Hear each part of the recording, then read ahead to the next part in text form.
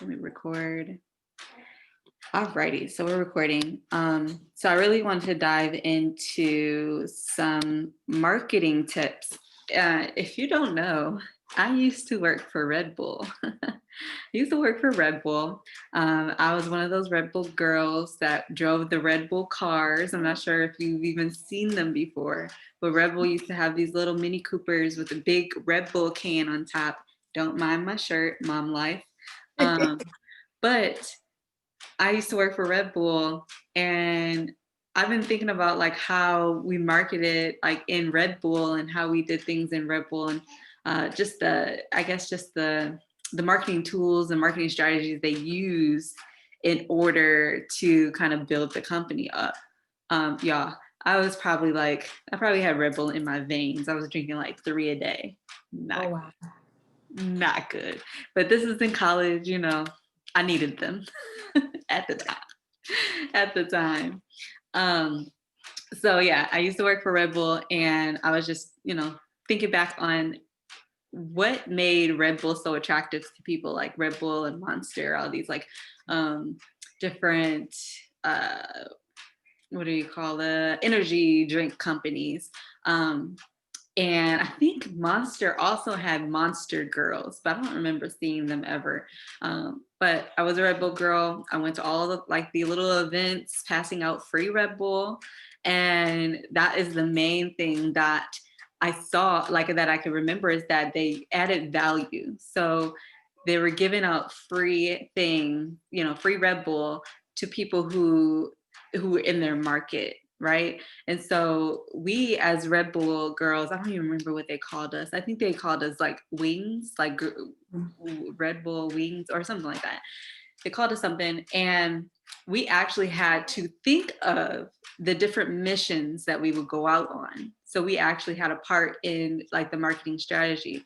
For example, say there was a festival going on downtown Detroit. Our mission would be, okay, between the hours of 1 to 3 p.m., we would go to that festival and hand out free Red Bull. Um, and usually we were handing it out to people like that were working the festival. Sometimes we'd be handing it out to just different people in the, like just at the festival. Another thought came to mind.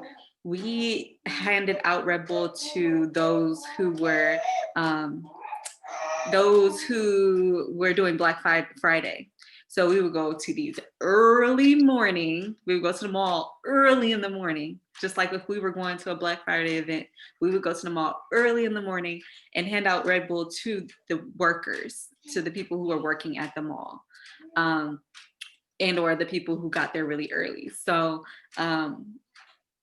the one thing that sticks out in my mind is value, because somebody got that Red Bull, right? And they drink that Red Bull, and then they'll think back, oh, on Black Friday, I had a Red Bull, really got me through my shopping, really got me through work during Black Friday. So I think I'm going to go to the store and get another Red Bull, right? So that's how their marketing strategy kind of worked. And I mean, it works.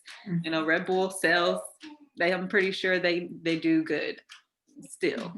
um this is back it's back 8 years ago. Y'all, I'm not as young as y'all think I am. Yeah, I stopped Red Bull in 2012. Yeah. And so I really wanted to get into attraction marketing, as well as curiosity marketing.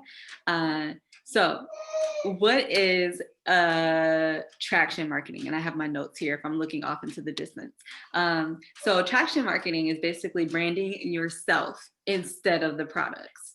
So you're branding yourself as far as, yes, you may share Beachbody, you may be sharing like the Beachbody products, but you are not Beachbody, if that makes sense. Like, you are not the CEO of Beachbody. Therefore, attraction marketing is you're attracting the people that come to your social media to you, to your brand, to your experiences, to your story, and not only to Beachbody. Okay. That goes into my next what is it? It is sharing who you are. So you're attracting those who can relate to your experience. Okay. For example, I am a Christian, so I would attract other Christians just naturally, right?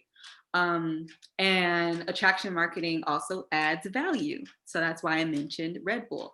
You want to make sure that you're adding value to those that are coming to your social media, and not only like selling to them, but you're adding value. If you're adding value, they're more likely to buy from you without even you having to pitch any type of sales point.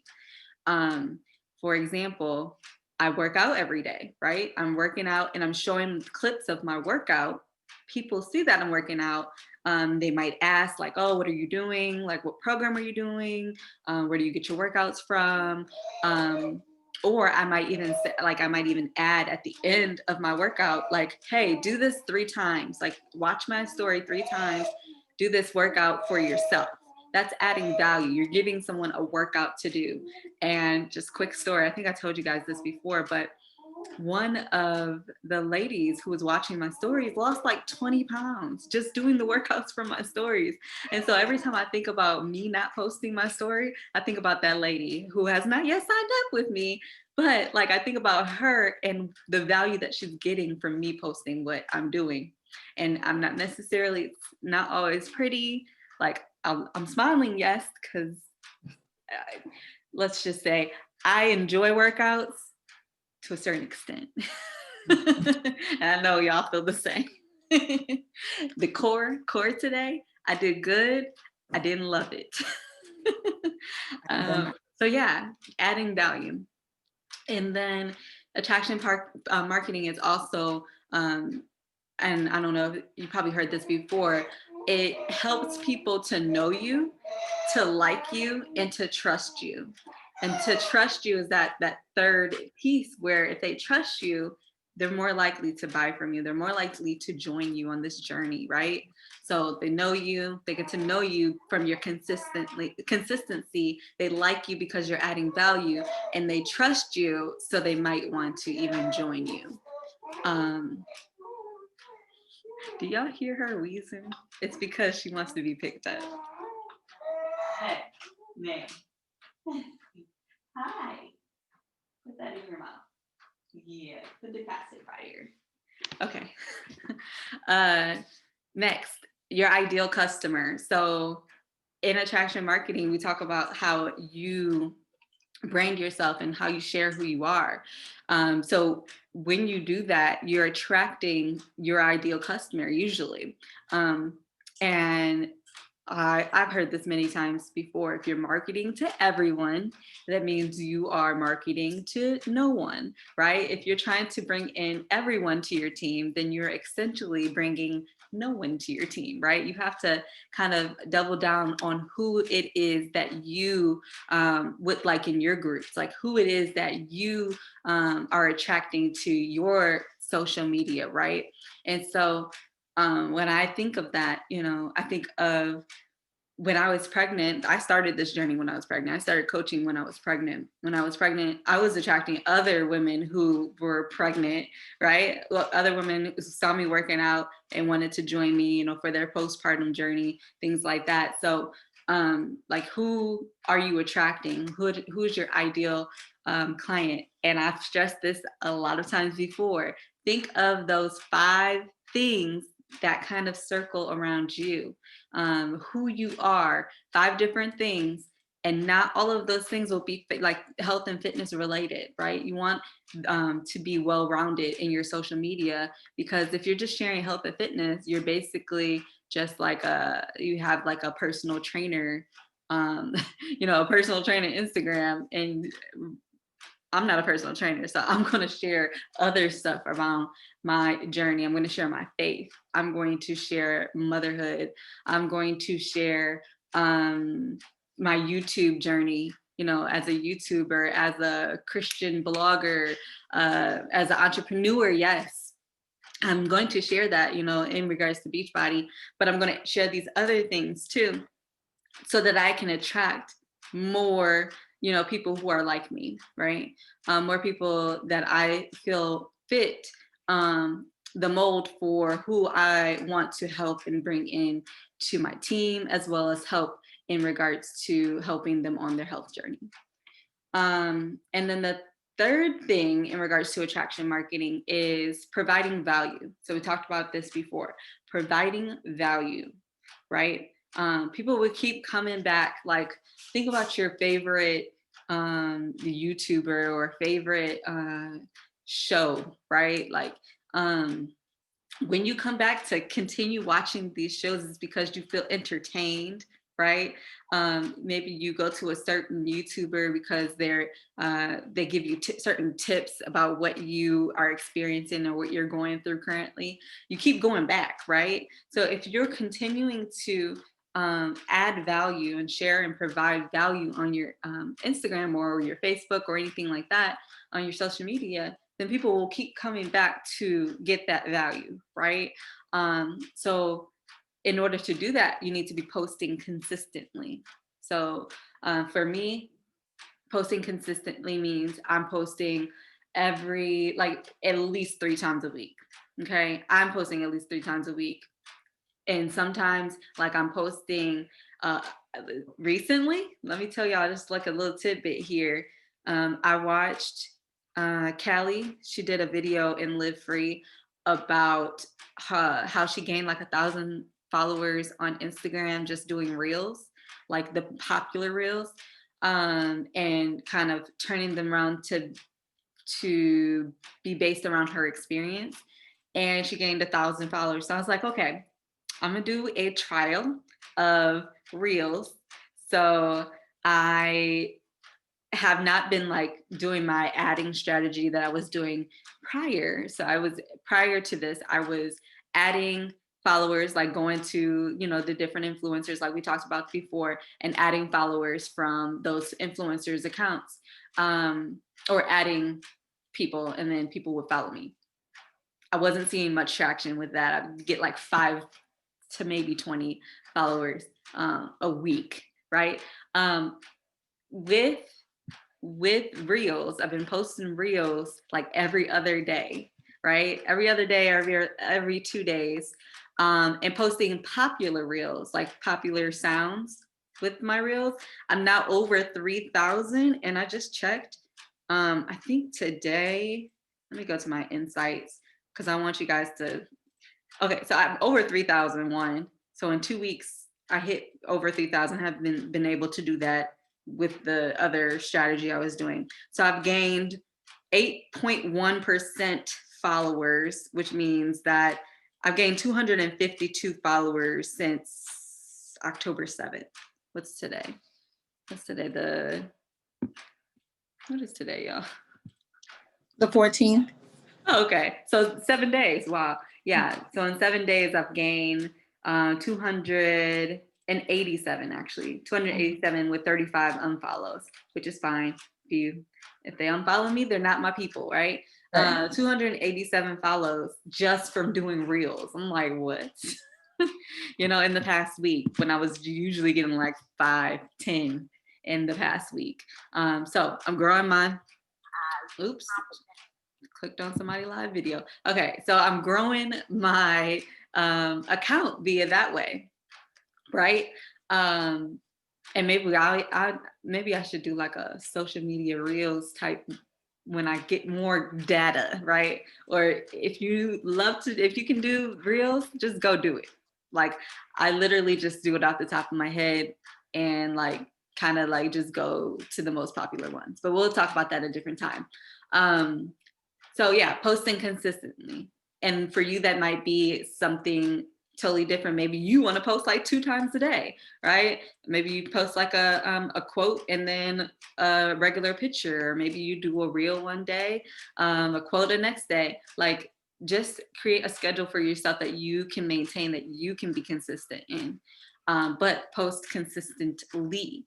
And then in regards to what to post, share content that one either entertains, inspires, and the other E, educates. So entertain, educate, or inspire your people, right?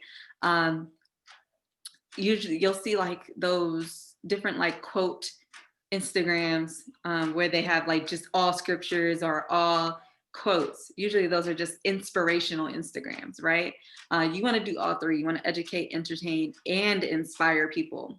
And an education one could be, talking about the benefits of um, clean eating, or talking about the benefits of meal prep.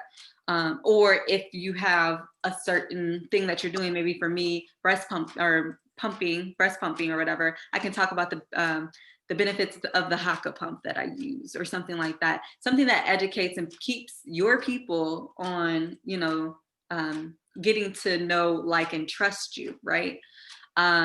Entertainment could just be your life, like how you spent your weekend, right? Like a picture of something you did over the weekend, and how you could just share basically your experience.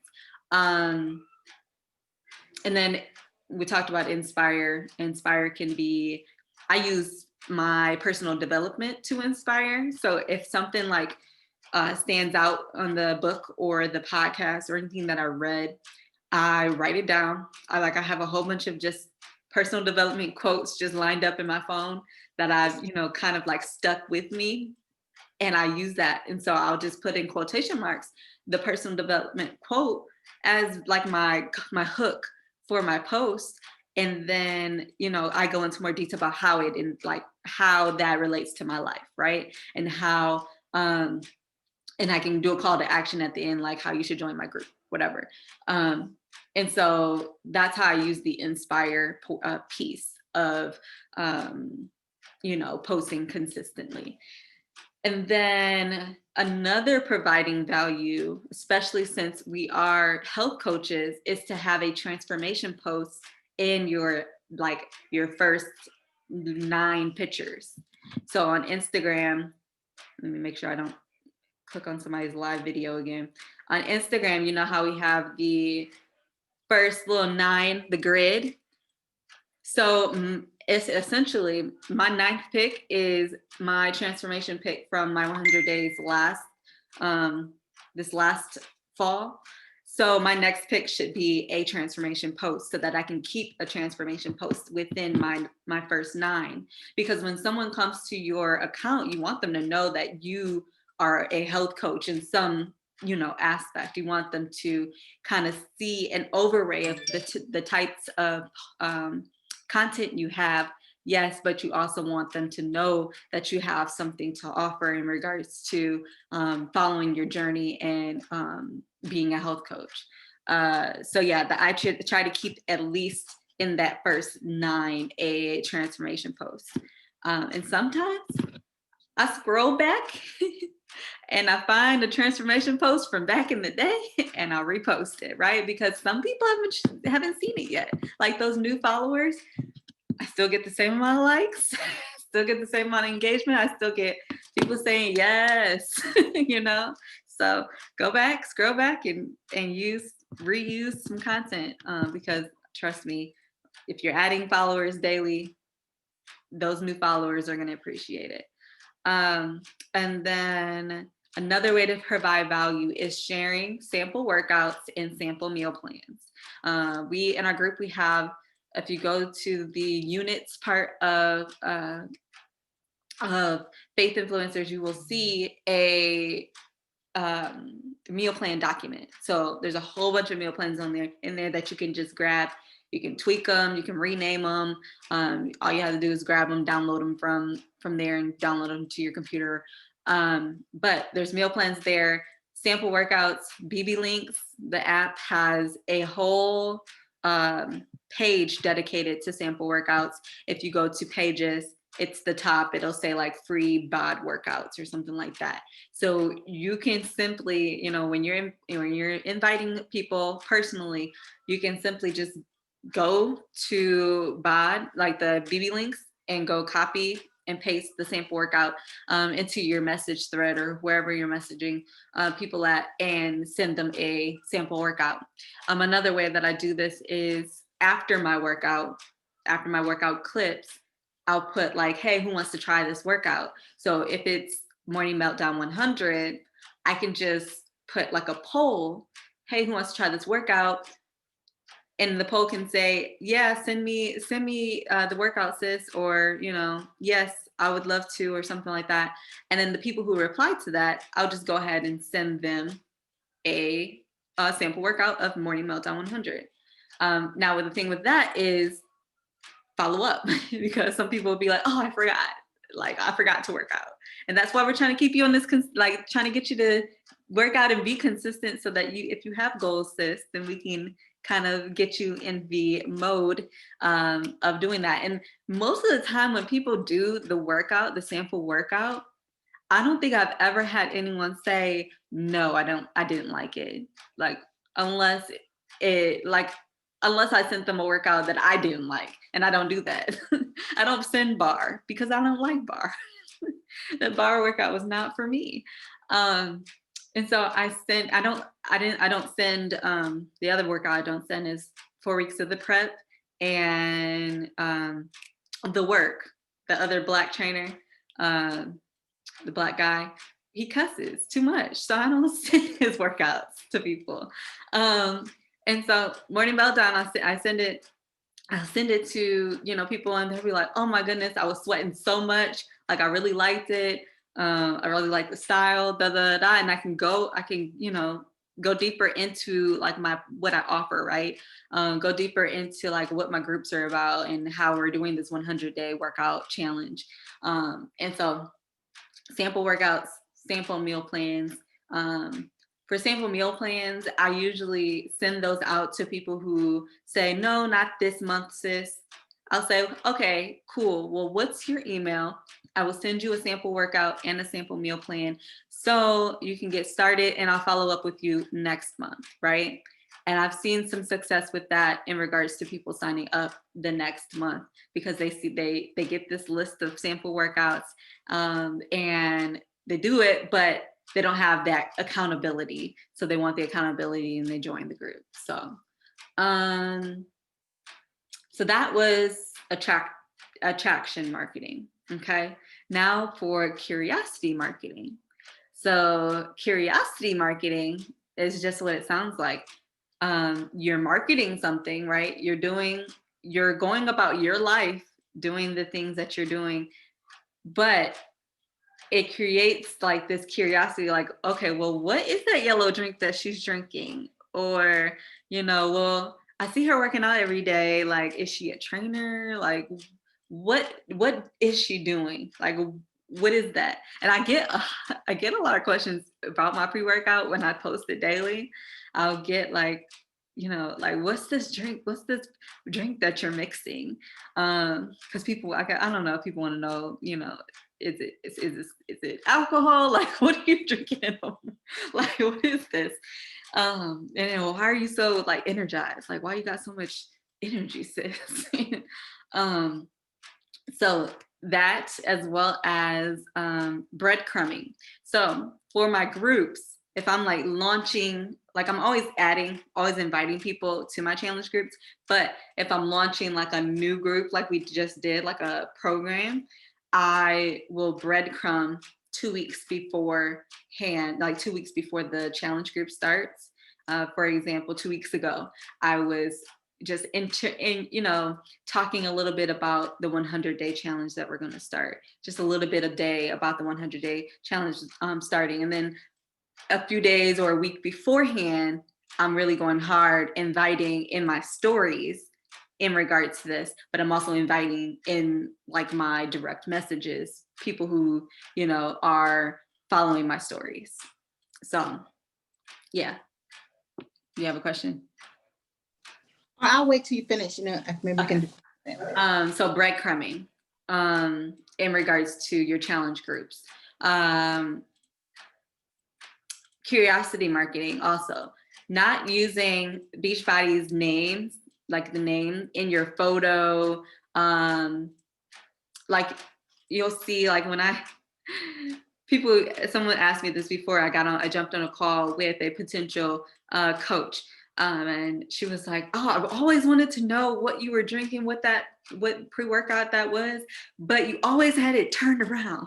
I do that on purpose, because if people see it, people will see it, see the name, and they'll just go to Google and search for it, right? And it's not to be deceptive. I run a business, like, you know what I mean? It's not to be deceptive or anything like that. It's just when you do that, people will kind of be drawn to you and curious about what it is that you are drinking.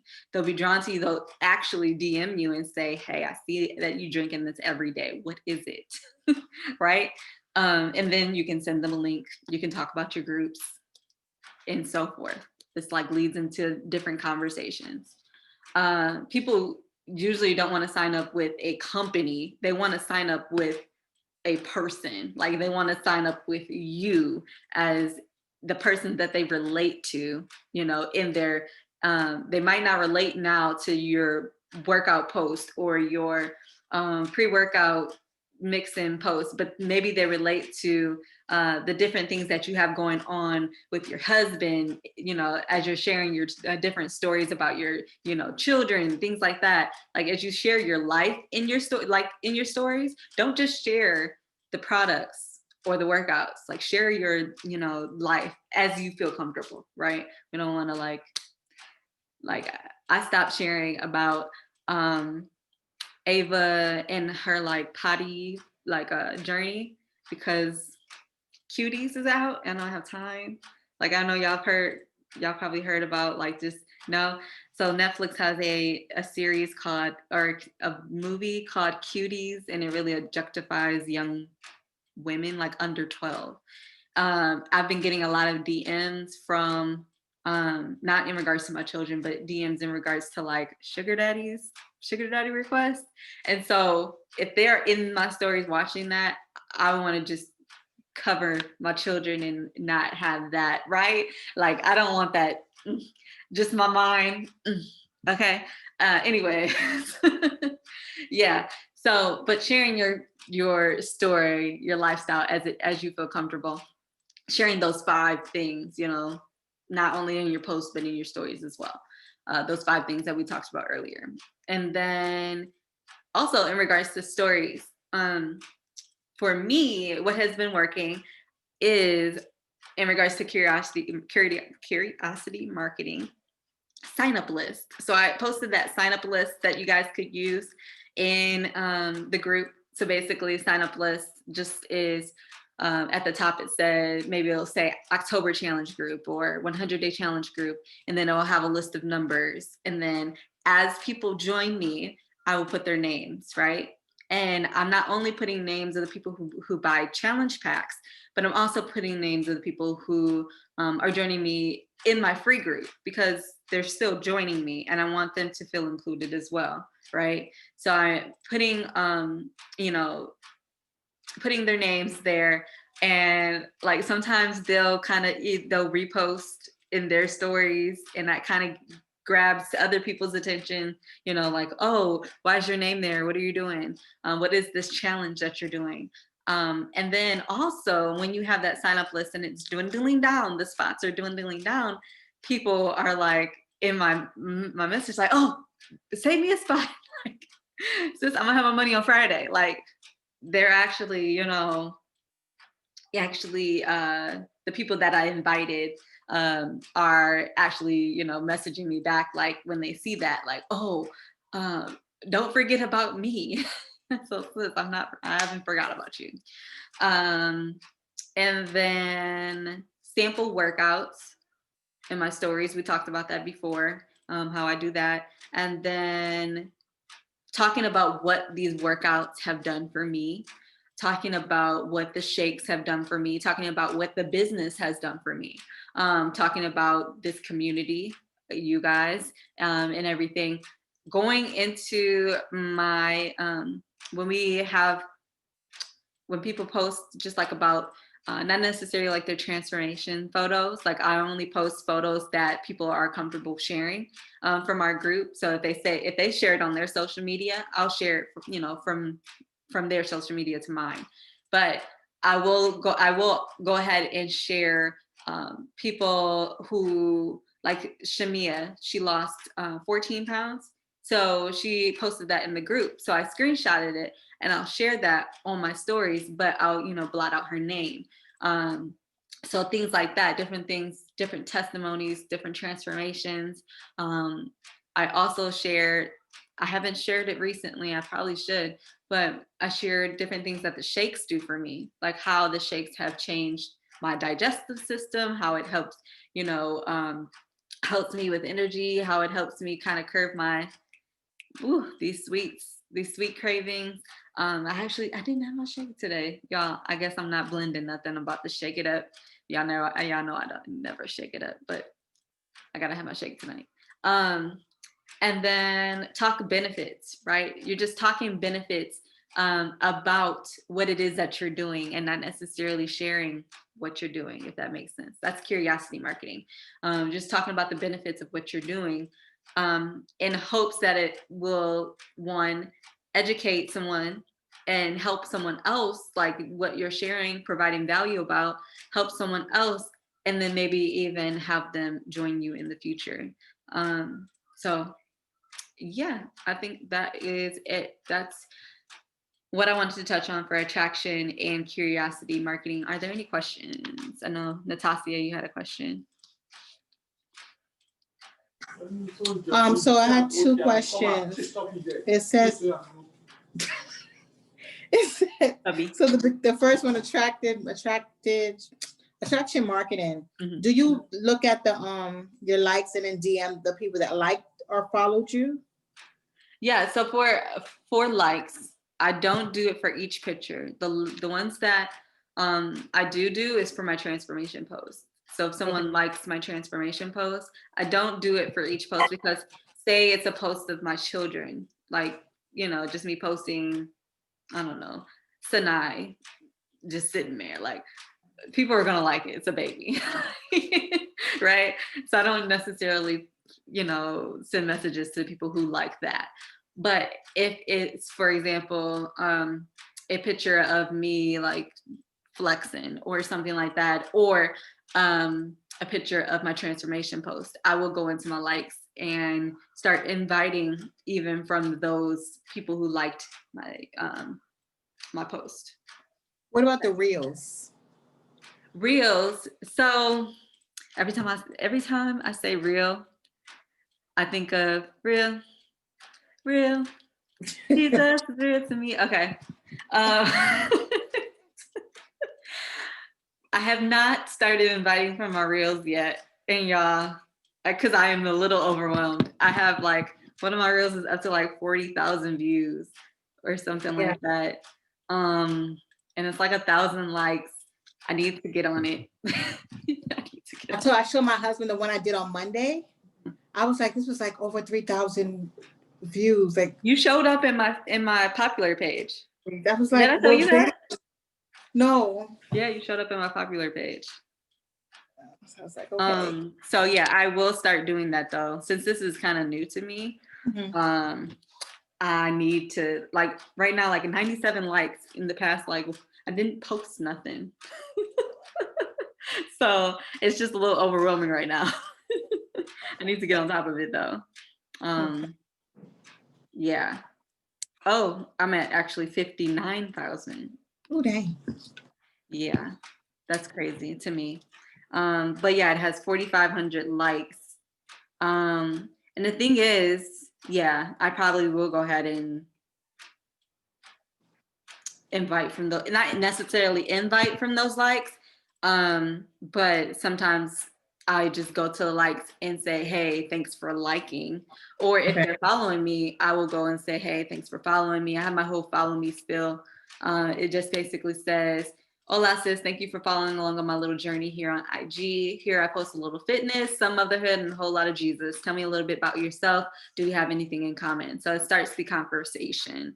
And I do that for not everybody. I do that for those who are following me, of course, and those accounts that I feel like I would vibe from, like someone who is actually talking maybe about any of those three things that I mentioned, about motherhood, about faith, about fitness in their bio, because some people are like private. So would you do like the reverse in this case? Like, okay, with the reels, those who liked or followed you, you would normally, like how we would do with the influencers, go there and look at them and then maybe follow them back, or What do you mean? like, you know how we will go to the influencer page and then Mhm. follow those that are following them? Do the same thing with the ones who liked or followed us.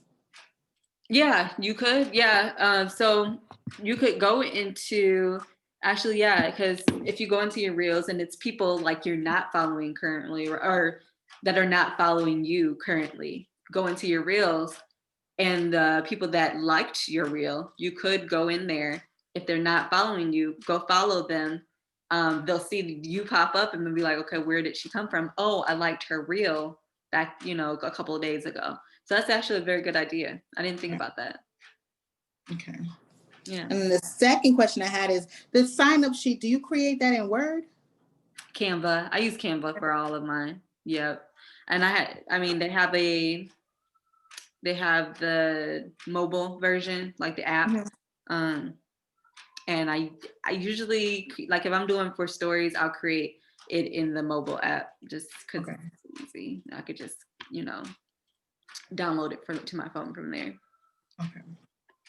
But yeah, I use Canva for all of my graphics. Okay. Hmm. Any other questions, ladies? This was quick. I feel like I talked a lot.